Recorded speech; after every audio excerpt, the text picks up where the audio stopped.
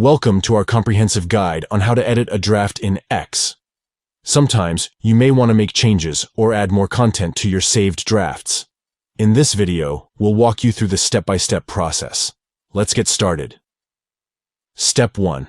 Open the X app on your device. Locate the app icon and tap on it to launch the application. Once you're in the app, ensure you're on the home screen. Step 2.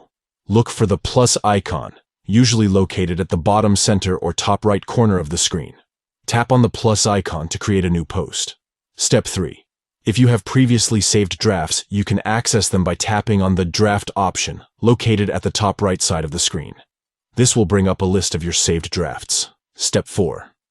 Find the draft you wish to edit and perform a long press on it. This action will bring up a menu of options related to the selected draft. Step 5. From the Options menu, tap on Edit Draft to open the draft in the editing mode. You can now make any desired changes, add or remove content, and customize the draft to your liking.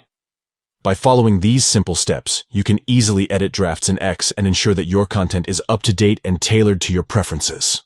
Editing drafts in X provides you with the flexibility to refine your ideas, improve your drafts, and make them ready for publishing.